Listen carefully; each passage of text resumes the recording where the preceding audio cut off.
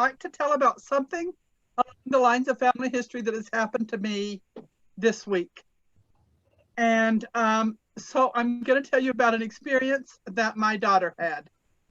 My daughter has been following on Facebook for a long, long time one of her favorite authors. And this favorite author's name is Carla Kelly, I think. And so she was following this lady's page, and she said, I'm getting ready to write a book, and I need characters who fought in World War II. If any of the people on my Facebook have relatives that were in World War II, would you please tell me a little bit about them? While I'm trying to figure out how to make this character in my book. So my daughter wrote, and this happened like on Veterans Day. That was probably what made her think about it. And so my husband thought about it, or my daughter thought about it and said, oh, I'll tell you about my grandfather, Leroy Hugo. And so she told a little bit about him. And by the way, his life sketch is a beautiful life story. She did not have to rewrite anything new about a life story. All she had to do was tell Carla Kelly to look him up on Family Search. And so here are some pictures of my father-in-law. Here he is in his military uniform. Here he is sitting on a couch with my mother-in-law just after they met. Here he is in his wheelchair. He never wanted, for some reason, his pant legs sewed up and cut off the length of his stumps. He always liked to wear them dangling. But so here he is in his wheelchair with my mother-in-law not long after they were married. Here's another picture of him sitting on the grass, and you can kind of see how long his legs were as they were there sitting on the grass. What happened was the island of Cebu in the Philippines, the way the Japanese defended it was they planted landmines because they figured the landmines would kill any oncoming soldiers, and so they didn't need to worry about having soldiers to defend the island. They would just defend the island with landmines. And so my father-in-law was one of the first people on the island. They did have a tank that went in front of them, and they were all instructed to walk strictly in the tank's tread, where the tank had been, because any oncoming landmines would be blown up, would blow up the tank instead of them. And maybe the tank could withstand it. And so one of the guys that he was with, and I think the guy was barely behind him, kept getting out of the tank treads. And so he stepped out of the tank treads, hit a landmine, which killed him and blew off my father-in-law's legs. And so he came back as a 20-year-old to the Army Hospital for Amputees, and then was transferred to an Army hospital in Denver after a couple of years. And when he was there, my mother-in-law went to visit her brother, who was in the same hospital, who had lost his legs when his plane, he was a gunner in a plane, when his plane was shot down over Germany. And so she went to the hospital to visit her brother, who she loved, and who she could accept the fact that he didn't have legs because she already loved him. I think that this is a factor. And while there, she met a fellow soldier, a friend of her brother's, who she then married and is my father-in-law. So the author of this book thought this was a wonderful story, a wonderful person to put in her book that she's getting ready to write.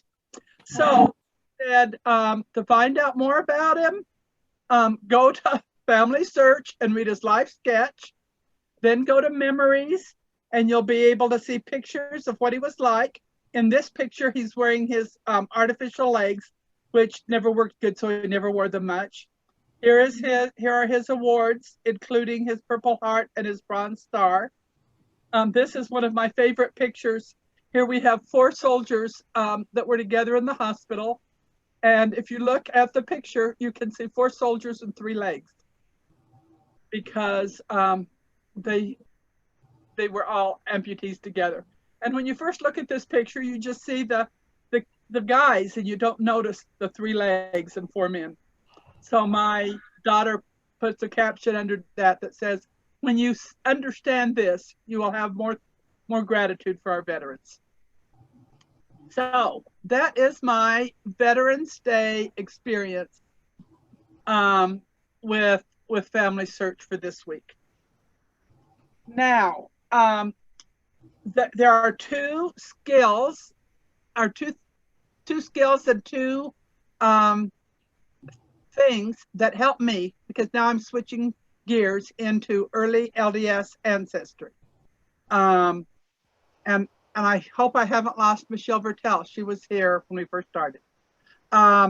So this is what I'm going to suggest is a good idea to do.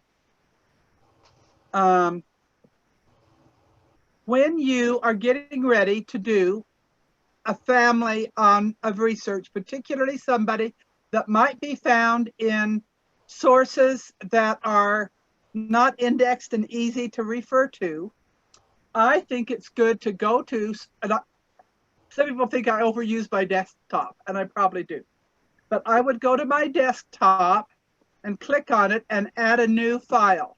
So here is a file folder that I added today, and I called it Lesson on Early Church Memberships. If I was searching one of my LDS ancestors, I would have said instead John Wilden or James Guyman, or, I would have given this file their name. Then I would make sure that, because I have Windows 10, that I could have a snipping tool on my computer. And if I have mine, because I use it so much, down here on the bottom bar. Now, Diane uses instead IrfanView. And I have never practiced IrfanView enough yet to get used to it. But I think it is at least an equal tool, maybe a better tool than snipping.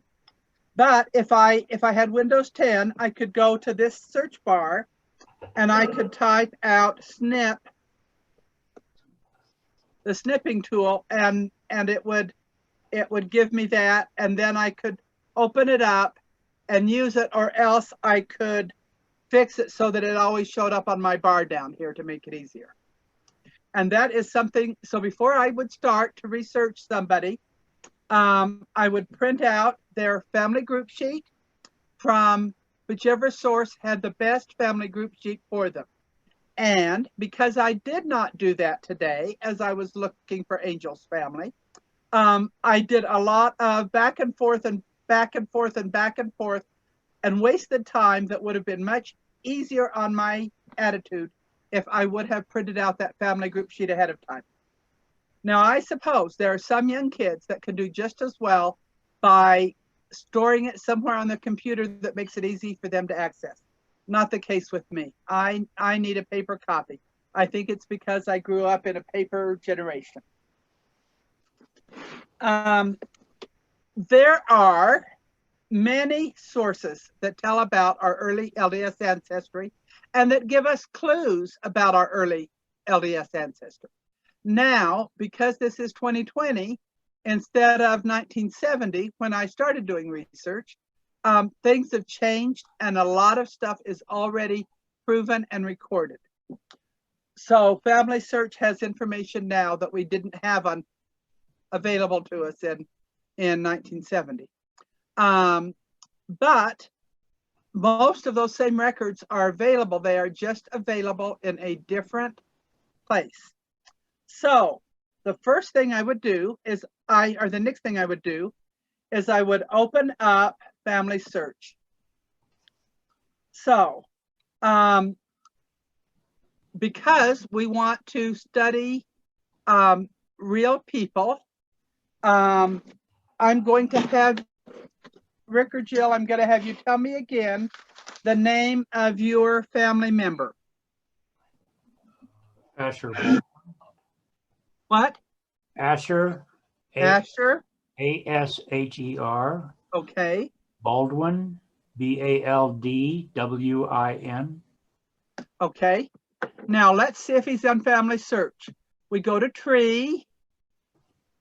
Now, there's two ways we could do this.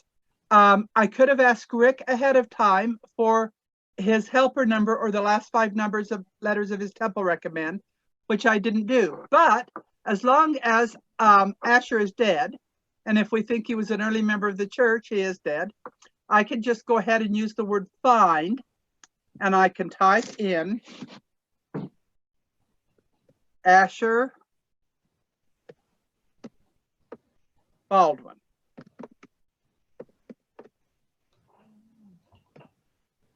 And I know male. I have a spouse. And you have the birth, birth date. Let's try a birth date instead, because we don't want to give the computer so much information at first that we have to sort through the different options. I've got 1800 to 1885 for his birth and death. Birth and death. 1800. Okay. And death, 1885. Right. Okay, so now let's do a find and see if we find him. Asher Baldwin, born 1800 in Pennsylvania. That's it. And died in Lee County, Iowa in 1885. Right. Okay. So let's click on him and then click on him again. And we will see his page. And it looks like he was married more than once. He was married to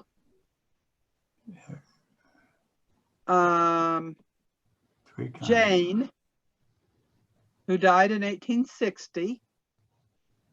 He was married to, and he had several children. He was married to Sarah, and did not, and we know of no children there. There could have been some. And he married her in 1861. And then he married again in Iowa. And again, no children are listed. So let's see, he married in 61 and 66. We don't have a death date for Sarah. She probably died before he married Esther. That would be our assumption. Jane is the wife by whom he had all of these children. And she died in 1860. So that kind of makes sense, doesn't it? If he's a father with all of these children, that it doesn't surprise us one bit that he marries again the following year.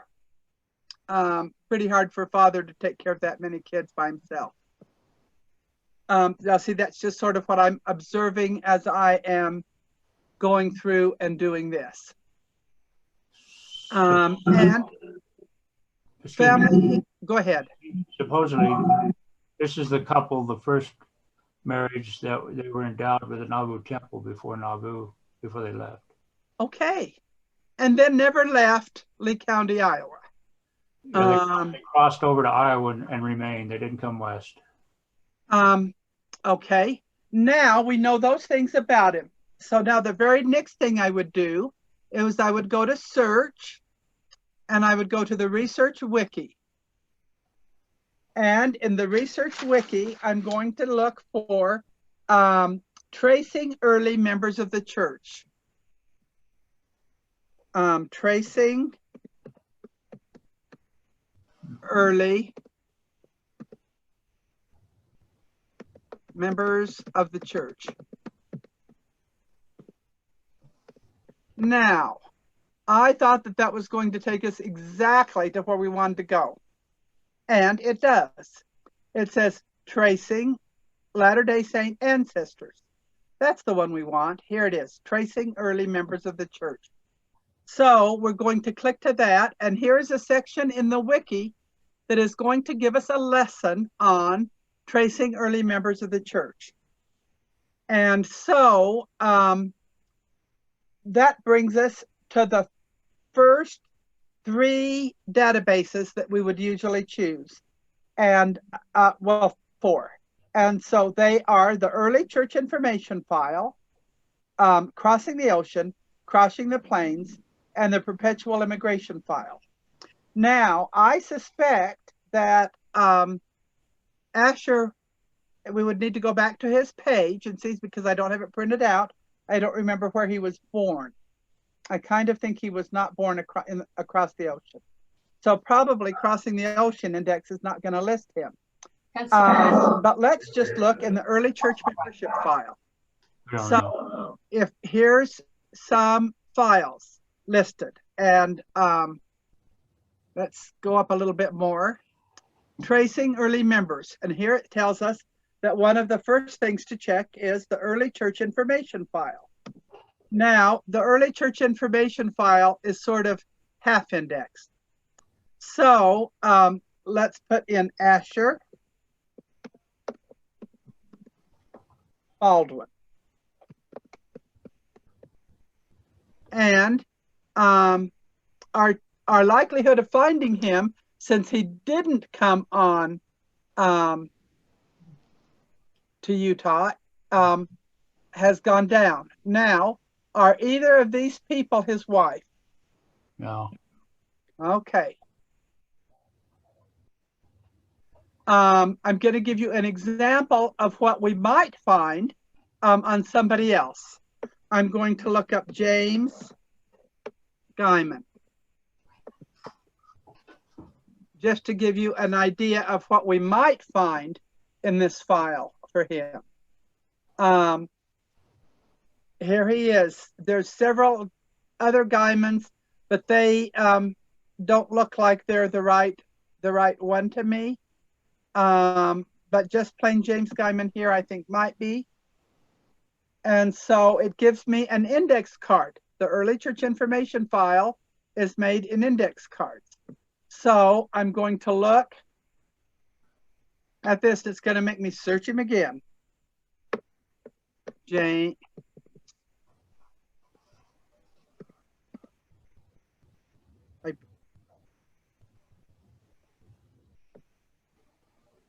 We'll see if it will take it all in capital letters.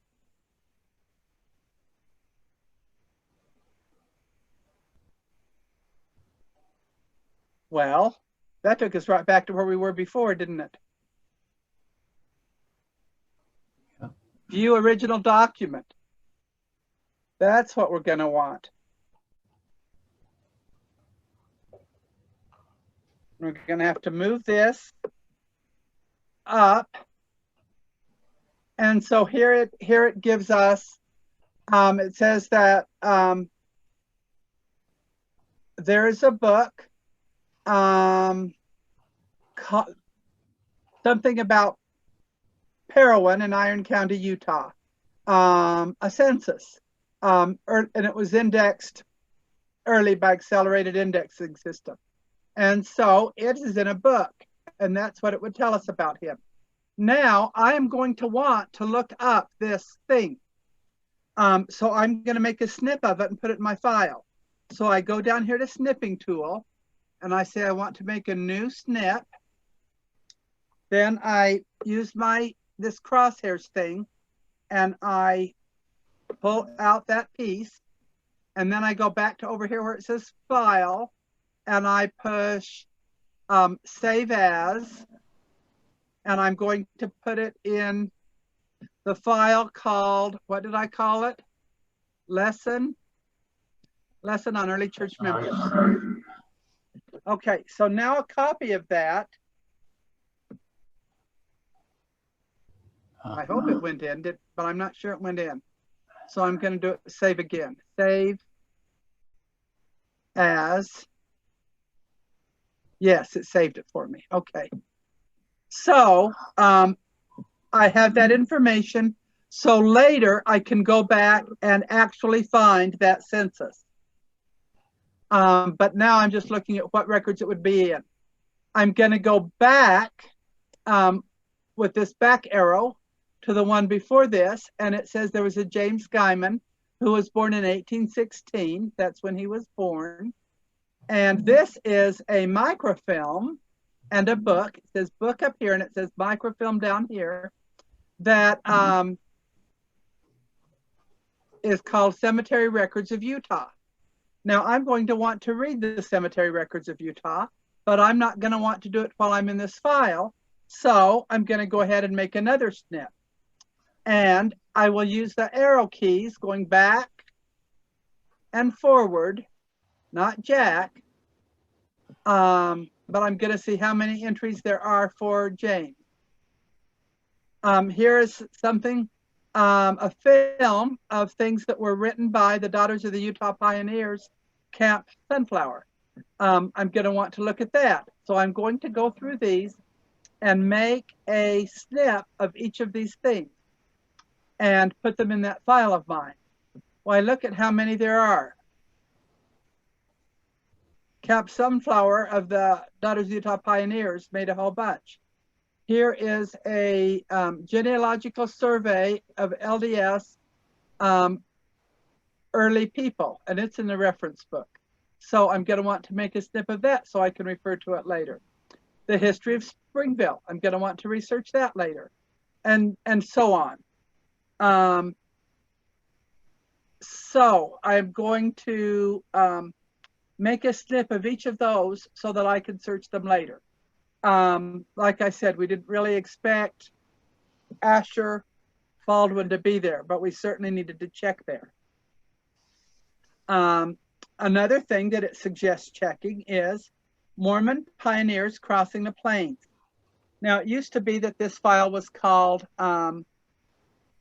Crossing the Plains. Now it's called Mormon Pioneer Overland Travel. So we're going to click on that, and it's going to take us to a non-family search website.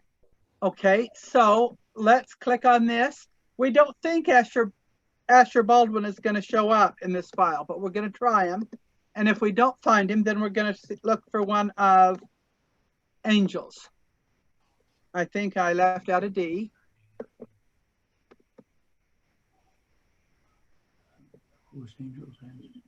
And it's going to say that Sarah Baldwin,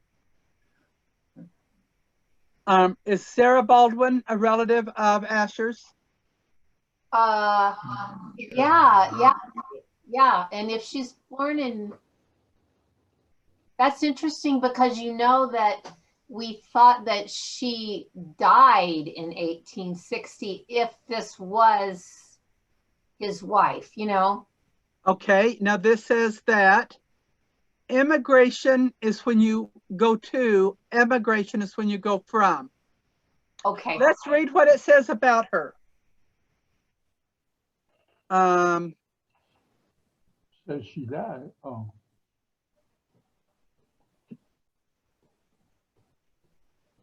So this is the Pioneer database.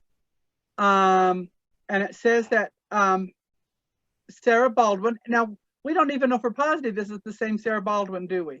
Right.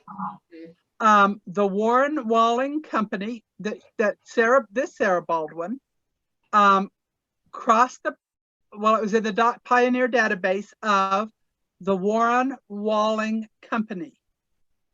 And if you want to know more about the Warren Walling Company, you can, one of the things you look for is the immigration list for the spring of 1860, and another is the journal history of the church supplement after December 1860. But let's start out by looking at the Warren Walling Company. Okay, and it says that there were 172 immigrants and 30 wagons. And here are a bunch of articles about them. So let's start out by looking at individuals in this company. and looking for Sarah Baldwin, age 52, born about 1808. Now, would that be your Sarah Baldwin's birthday? For the birthday to be around there, yeah. But her name was Jane, not Sarah. Oh, Her name was Yep. Jane. Yeah, Probably. okay. So this is probably not your, probably not. okay. So we have now we're down to what we expected. We did not expect Sarah to, what did you say her first name was? Jane. We thought that Jane did not make it to Zion.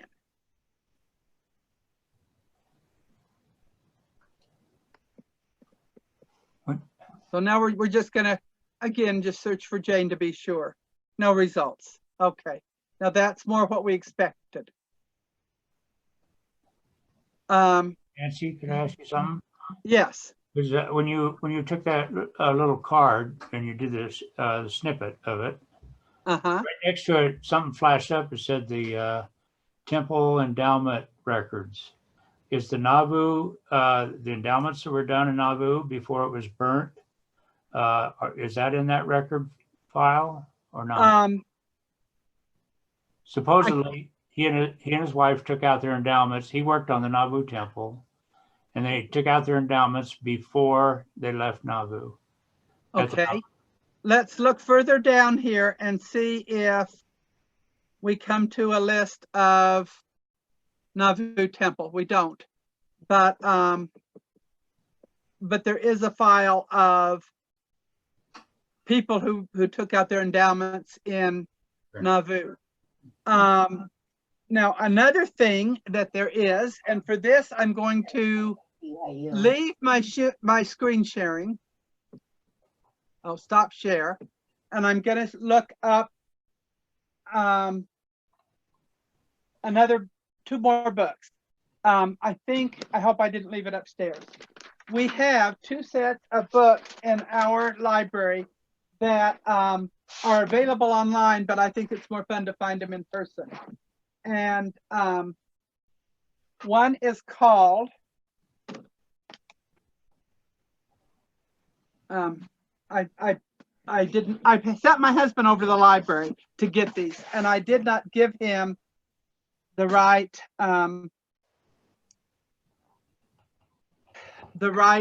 information. So for Asher Baldwin, and we need volume 1, and I think maybe I have volume 1 upstairs. So I'm going to call my husband and ask him to bring it down. Because I think I said, oh, I'm not going to need this one for my class. These books are the annotated list of baptisms done in the Nauvoo temple. Now, this is baptisms, not endowment. Charles, can you please bring me down volume A of the blue books? Yeah, that's the one I want. Okay, thank you. Bye-bye. Can I tell you that those are kind of special? Tell us. As when I lived in the Edgemont ward, my home teacher was Brother Ogden. He is one of the professors at BYU, and the author of that book gave him that set. But he was my home teacher, and he felt like they belonged to me. And so I took them, and then I put them in the library. Isn't that wonderful? So they're very special. Now, and so in just a minute, we're going to find out if Asher and his wife Jane did baptisms for the dead. Now, assuming my husband gets it to me and down here to the attic, to the basement pretty soon. While we are, let me see if I already found. No, I didn't. I thought maybe I had also found one of Angel's relatives in it. Gee, they're sure being slow upstairs. He's making it.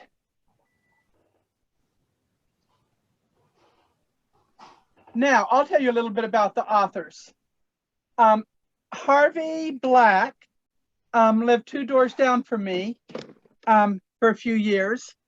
And then he married Susan Easton. And Susan Easton is very much a dedicated historian of church history. But what she has done is she has taken every source that she comes across and made an index of them. And so, and then after she married Harvey, then together they worked on it. And that's why they have lots of books that are by Susan Easton Black and Harry Black. And so when you look in this book, you look it up by the name of the person who did the temple work. And that person is called the proxy. And sometimes as you're looking for the proxy, it's hard to find them if the person before them did a whole lot of work. So here's a Juliet Bayliss as a proxy. And so Bayliss is before or after Baldwin? It's before. I mean, it's after. We need to look earlier. And it just sometimes takes a minute to do research. B-A-T, B-A-R. And it lists everybody that did temple work for and a little bit about that person. So sometimes you have to turn a few pages before you find the next proxy. Just like when we go to the temple, we are proxy for whoever we're doing our work for. B-A-R, B-A-R. And Valentine, Bailey. We're just about to Baldwin.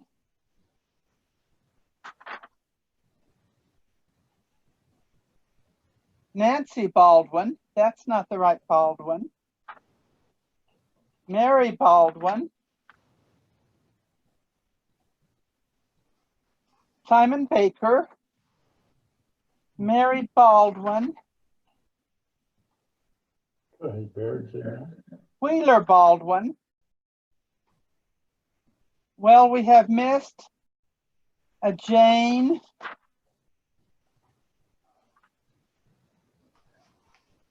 Okay, I was really hoping that they got their endowments there, that they would be listed in this book. Nonetheless, that is her maiden name. Would be, so. It's great to be able to have these books in our library. I didn't have Did you say Jane Baldwin? Was that what you told me the wife's name was? Yeah. Okay, I didn't find Jane. Oh, I thought I heard you say Jane Baldwin. I think That's all I right. don't think I did. I think I maybe said we don't find Jane Baldwin. Oh, okay. Great. No. Okay. So you say what we're trying to do is we're trying to go through the main LDS sources of a family that did not stay with the church after the Exodus from Nauvoo and hope that we find them. So that was a disappointment. We would have liked to have found it. Now, Mormon Pioneer Overland Travel Index. Did we already look at that? Yes. Yeah. Okay. Then Mormon Migration, a database documenting those church members who came by sea to Zion. Angel, do you remember if any of yours came by sea or were they native U.S. citizens? Most of them were native U.S. citizens. Okay. I could look in here for my John Wilden or Charles Wilden,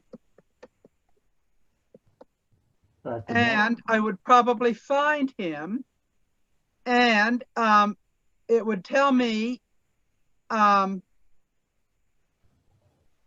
would need to look through it and see which of these is him. I don't think either of those is him. But he did come across the sea. And once I was helping Keith Buxton from our ward look up his family. And I saw, as we found his family and when they crossed the ocean, kind of my brain said, that sounds familiar. And his ancestors had come on the ship, the Zetland. And I said, that sounds familiar. So I looked up the list of people who were on the ship, the Zetland, and there was my Charles Wilden. So my ancestors and his ancestors crossed the ocean together, and that was interesting. Then I read the, not too long after that ship set sail, they, a captain of the group was assigned along with assistants, and one was the record keeper. And so I read the record keeper's list, and he talked about how ornery Charles Wilden was the whole trip, and he did not want to submit to the authority of the leader. And that was kind of disappointing, but nonetheless, it helped me understand a little bit more about my ancestors' trip to Zion.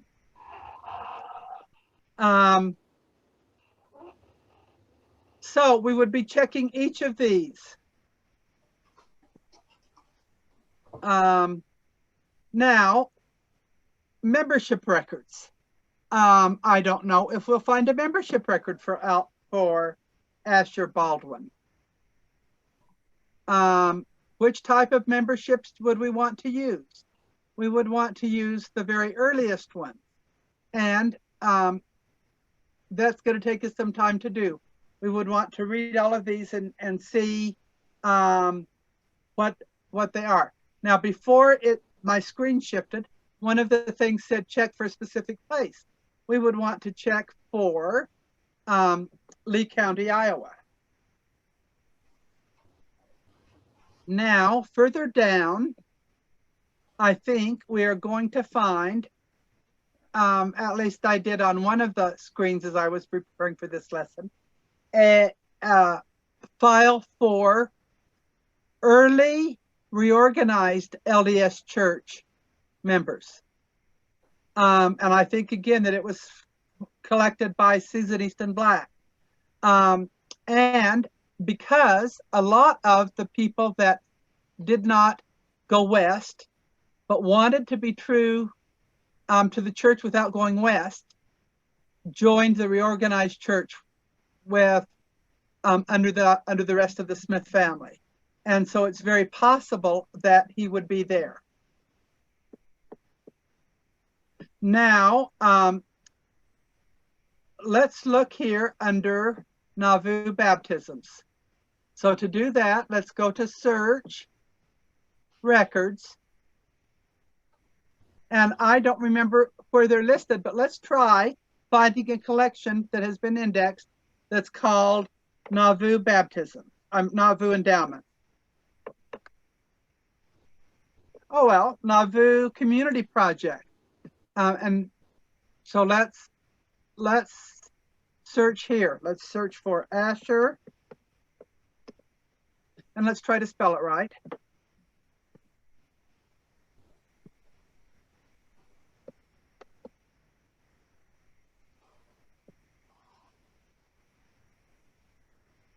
And there are no results for him as part of the Hancock, Illinois Community Project. Okay.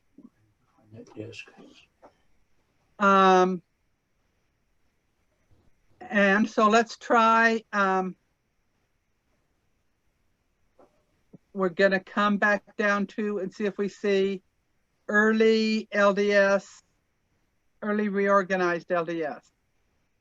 No. So now I'm going to try to move this over out of the way on my screen. And let's look up. Here is a list of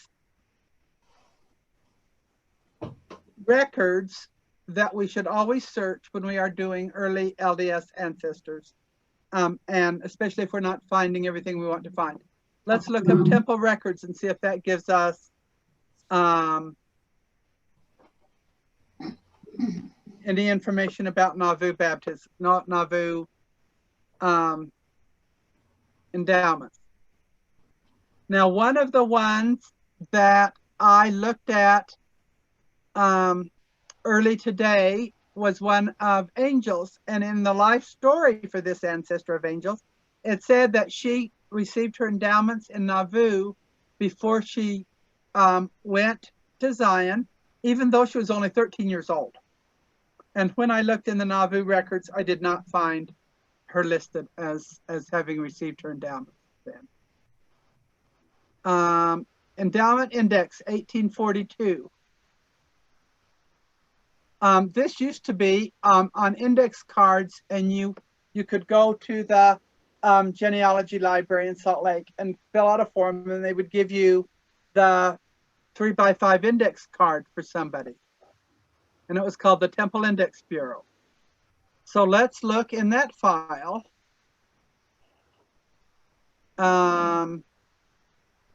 It doesn't say anything about it having been filmed.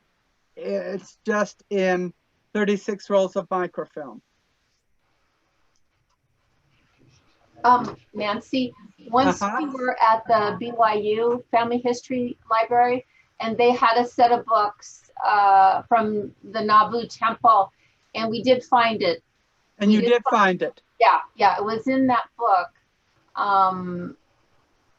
that they had there. I don't remember what it was, but I think it might not have been the Temple Index Bureau file. It might have been a list similar to these baptisms for the dead.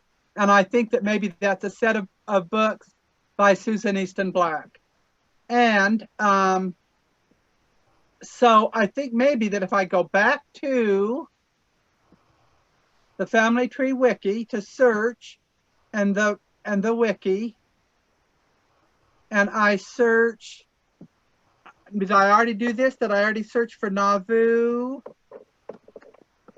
Temple endowments? It didn't answer it for me, did it?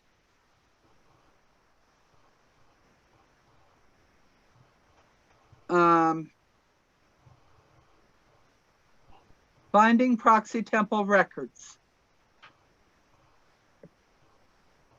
I don't know if they were proxy. I think we've already looked at this page, and in how much time I spent while talking, I did not find it. Okay, but so we are pretty sure that they were active in the church at the time that they left and crossed the river to Lee County, Iowa.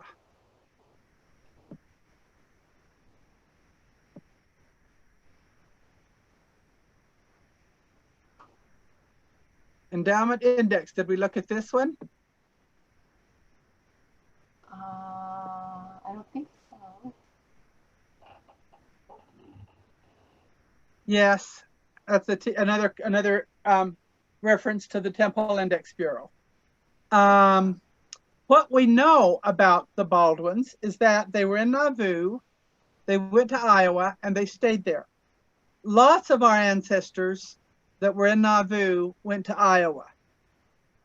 Angels did, and mine did. A lot of them stayed at Council Bluffs or at Winter Quarters. Winter Quarters was in Nebraska, but right close to there. Some of them stayed for a couple of years. It took a while to get enough income to have a wagon and food for the trip, and to supply the other members of the church with those things. So they often stayed for a couple of years, and they were in pretty poor circumstances while they were there. Extract of data from the Nauvoo Temple records. Nauvoo Temple Endowment What's this? list. Now, do we find a search bar yet? Was there a search bar at the very top? No. So, What we had.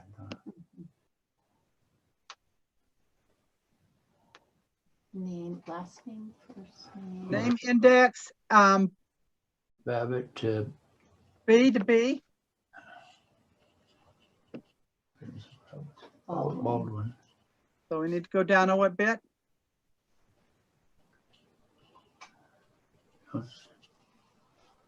Yeah, Asher. Asher. There he is. Baldwin, yeah. And then Jane's below it.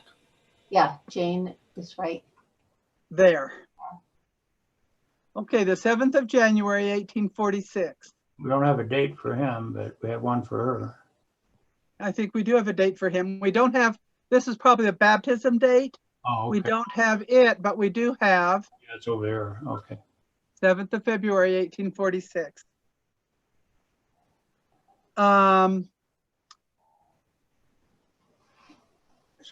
Okay, let's go back. Now we've looked at a couple of, remind me to go back and look at his page before we're finished. There are a couple of other things I want to talk about. One is patriarchal blessings. If you go to the Church of Jesus Christ of Latter-day Saints website, and you look up your own, I'm gonna have to move these pictures. You look up your own account, and one of the options that it gives you under your own account after you've signed in is your patriarchal blessings. And you may order the patriarchal blessing of any direct line ancestors. So the only things that Jill and that Rick might learn from the patriarchal blessings of the Baldwins, if they had one before they left Nauvoo, it is going to be, they're going to ask about the same questions that we get asked today when we get a recommend for our patriarchal blessing. What is your name? What is your birthday? Where are you from? Who are your parents? And so that information will likely be on the patriarchal blessing. Now, it just helps you get to know somebody a little bit better, I think, when you read their patriarchal blessing. My sister and I sent for all of the patriarchal blessings of our direct line ancestors. And then we found that before we could read them, we had to translate them because they were written in by hand by the patriarch who gave the blessing. And it's not the same as reading a typed copy. It took us a while to transcribe them and to translate them and to figure out exactly what was being said. But they were very interesting. And then we wrote a family story, a story of each of these ancestors along with their patriarchal blessings and gathered them together. Now the church asks that we do not put patriarchal blessings on memories in Family Search because they're too sacred to be just put on something that anybody might happen to read. Another thing I wanted to mention, and this is a set of books that we have in our library at our Family History Center here, and it's a many volume set called Pioneer Women of Faith and Fortitude. Now, I don't expect, and I don't think I had my husband bring the A volume. Oh, he did. You want to just look up Baldwin's in that book and see if you find them? I would not expect to find Jane here because she didn't make it to Zion, but it's always possible. But I did find of Angel's family, I found Sophronia Moore Martin. Yeah. And she was the first wife of one of the ancestors that Angel sent me. Yeah. And it tells about her. It says there's no photo available. It tells when she was born, when she died, who her parents were, who her spouse was, and who her children were. And that's all it's, that it just briefly says she was born, she joined the church, they moved to Iowa, they were in Nauvoo at the time of the Exodus. When she was 16 years old, she crossed the plains, and that same year she married Jesse Bigler Martin. Yeah. That is all it says about her. But as I was looking up through the alphabet of the Martins, I found Anne Clark Martin, and I read her story. And her story is a column long, and it tells all kinds of things about her, including the fact that she crossed the plains in a wagon company under the direction of Jesse Bigler Martin. And after she arrived, then the following year, he came up to visit her and asked her if she would be his second wife. And then she went and joined the first wife and her family. So that was interesting. Look for Jane. Would you look for Jane? Oh, no, look for Jane Baldwin. So that tells us more about Angel's family.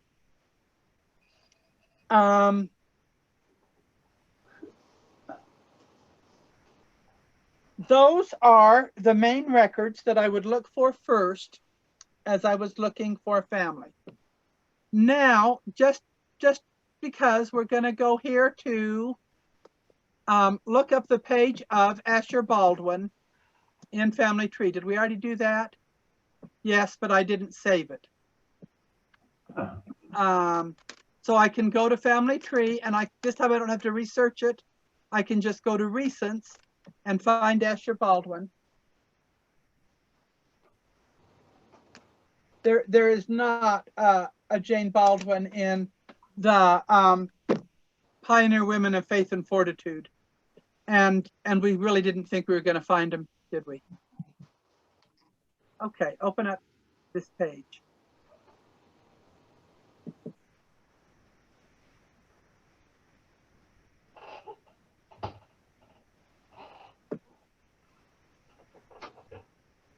Now we see that there are no memories. But there are 8 sources, and there is a hint of Pennsylvania marriages. What I'm interested in, are there any sources under sources that tell us anything about Lee County, Iowa? This tells us that he lived in Lee County. Well, it says that he shows up in the census of 1850. Let's look at the source and see where it was. Yes, it was in Lee County, Iowa, at Fort Madison is where he was listed that year. With a whole family of children. Now we think she died while they were still there. We think she died in Iowa because in 1850, she was with him, but she wasn't there in 1860. But we don't know if she was buried. We've tried to find, research the local cemeteries there. But we haven't been able to find it. You didn't find him there, but so here in the 1860 census, like you said, she is not there, but still a couple of children are, but the youngest is 12. 10 years, kids have aged 10 years every census. So that was the right thing to have done, was to check then. Now here is all Asher Baldwin in Iowa marriages. And this is a marriage that was extracted by the church in the old indexing system prior to the computer. And it says that Asher Baldwin married Sarah Barb. Now, did you already have that information? Yes. Okay. Yeah. You probably have already looked at all these records and sources. Yeah, actually I did, no, but Rick didn't, but I did. And, Iowa is really cool because they even have state censuses like On the like 5 years. 65, 1875, 1885. So that was kind of cool. Sometimes those are to prove to the government that they had enough people to have a state, but I think Iowa was already a state then, so they had another purpose for doing them on the odd years, and that was smart of you to look them up there. So here is a daughter's death record where he's listed with the daughter's death record. And this is a daughter who died in 1925. Yep. That's years and years later. Yeah, that's Now, if this is the daughter, with a mother's name of Jane Nedrick, was he married another time to Jane Nedrick? Well, this says Jane Nedry, so it could just be the same, it's probably the same person. probably the same just, person. Spelling is different. Oh, You don't okay. know. Well, we don't know. I have not paid attention to what Jane's maiden name was. So if you didn't already know the maiden name, that might just be how you find out. The birthplace of the mother was Philadelphia, Pennsylvania. Mm-hmm. Yeah, 'cause- And she was born in Nauvoo. yes. Yeah, it says they were married in Pennsylvania, Asher and Jane. Oh, Yeah, we okay. had that, right. I mean, that was on that Asher's person sheet, Okay. family search. And so this says she was born in Philadelphia and he came from Wilmington, Delaware. Now, that sounds like two very different states. Having driven from near Philadelphia to Delaware to go shopping for fabric with my daughter when she lived in Maryland, they are not very far away. You know, you could probably drive it in a couple of hours today. So that makes sense that they would have met and married there. Emily was born in So if you don't already have down that information, you would want to copy it. Now, I would want to make sure that I had a snip of this. So I would go ahead, if it was me, and using my snipping tool to make a snip of that and put it in my file. Because maybe you learned the mother Jane's maiden name. Yeah, different spelling, yeah. Could we just take a quick shot of that? Okay. And you could use your phone instead of the snipping tool. Well, it's your screen. We can't, can we, I think is this our thing on? No, this is. If you go to Family Search and look up sources, this was one of the sources under his name in Family Search.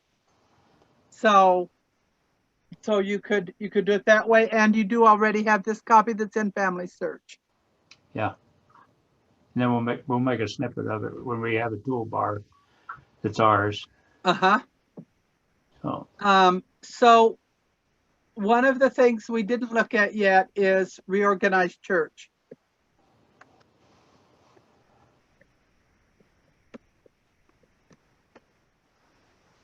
Got an A in there. Oh. Did I misspell it?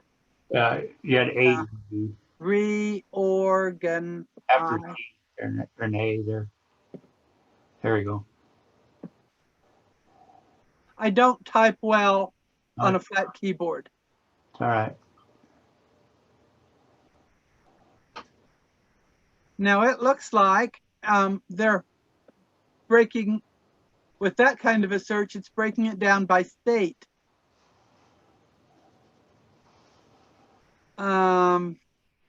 So Then Iowa. be Iowa probably. And I'm not seeing in Iowa yet.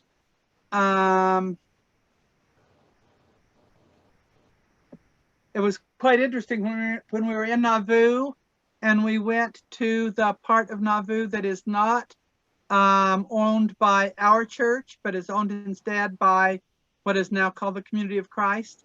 And we went to their gift shop, and they had a book about the reorganized members. And I studied it a little bit to get a little bit of that history. So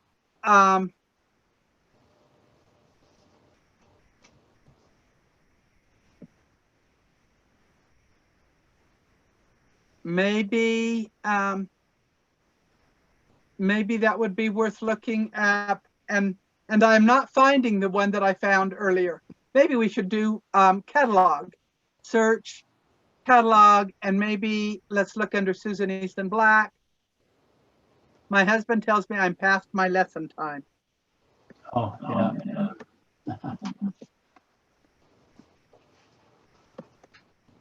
Thank you, Nancy.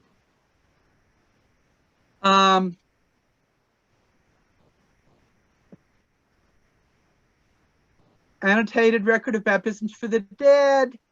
I wanted to mention this. There's an article here about City of Refuge, Quincy, Illinois. I think, Angel, that if you didn't read the article about Quincy, Illinois, in the Ensign within the last couple of years, you should go back and read it. Okay. Angel's family came to Quincy when they were expelled from Missouri. And that article in the Ensign told about how wonderful the people of Quincy were to the straggling, discouraged people that came from Missouri across the Mississippi River to Illinois. Okay, early members of the reorganized church.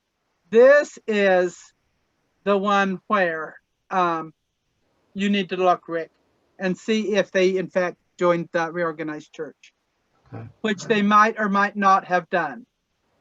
So I found this by going to the card catalog, searching in the card catalog, and you don't know yet what volume it is. It says that probably want volume 1. So you're going to have to use the searching techniques we talked about last time and go through it and look and see if they were there. Okay.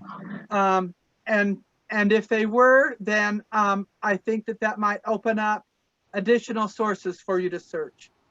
Yeah, it really helped us finding his parent was in Philadelphia, and anyway, that was a push through. Thanks. Good. Yes. Good. Okay. Lots of us have early LDS ancestors, and tonight we've talked about 6 major sources. There are more. Altogether, there's about 30 sources. Now, again, how computerized records and family search and internet searching have changed those searching for those sources. They're definitely very different. One of the things that you really want to check is somebody's obituary. It is very interesting what people's obituaries can tell you about themselves. Early church members, often from all parts of Utah, often had an obituary in the Deseret News. And that's one of the ones that you shouldn't leave out. It's not been indexed yet, but the Minnie Margot's file is a list of records in the Church History Museum of early LDS members. That one is definitely worth looking at. And of course, because so much research has been done in the last few years, make sure that you read the life sketches and the stories and memories in Family Search. Angel, the ones of your family that I looked up don't have life sketches. That could go on your to-do list. Oh yeah. So my mom. What? I told my mom to do it. Yes. And she might say, well, if you look under stories, I've already done it. In which case you should use a cut and paste and put it under the life sketch. Okay. Okay. All right. I'm finished unless there's any further questions. I hope you got some ideas of things to do to help you know these family members better. I had a question, Nancy. Okay. And my one relative I sent you, Sarah Skinner. Yes. One story says she came with the James Chauncey Snow group, and the other one said she came across the plains in the Lorenzo Snow group. How do you know which one is? You read them both. You look at both of them and look at their list of people that were in that group. In the group, and then find out which. Okay. Yes. Now, one thing that was interesting about her was that she married at age 16. Yes. And then married again at age 19. Yes. and there's nothing to tell anything. I didn't find anything quickly about why the first marriage was so short-lived. I have no idea. I come from the second marriage. Well, she didn't have any kids by the first husband that I could see. But she did homestead at age 75. Oh, really? Yeah. Wow, good for her. Yeah, she did homestead at 75. Well, and maybe it's very likely that her husband or children did most of the work, but they wanted a maximum number of acres. No, her husband was very sick, and so she took over. She had all the kids, and she would hold the kids and plow the field. And she was a very sturdy woman. She did all the work. Her husband died. He was like an invalid. She just took care of him, and then she went and homestead, and her son homestead at the same time. So she went and lived at 75. You had to live 9 months on the homestead, and so she did. Have you gotten the homestead papers and read the story of what she built and what she grew and what she did on the homestead? I'm sure my mom has those. I should probably add those to it. That was very interesting when I got my grandpa's, and I read them to my dad, and he said, if I had that kind of a croft, I'd plow it under and move. Because it was not a land of milk and honey for them. Yeah. But they're still there now, 100 and something years later. Yeah.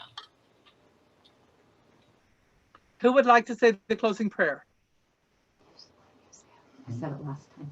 Why don't you say it? I think we'll, I was going to say pick on Richard, but since I don't see his picture, I don't know if he's still there. I'm still here. He's still there.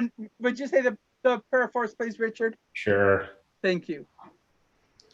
Dear Father, which art in heaven, we thank thee very much for the blessings of the gospel of our Savior Jesus Christ, and for our ancestors who have come before us and done and sacrificed so much that we may have this wonderful country, and the many blessings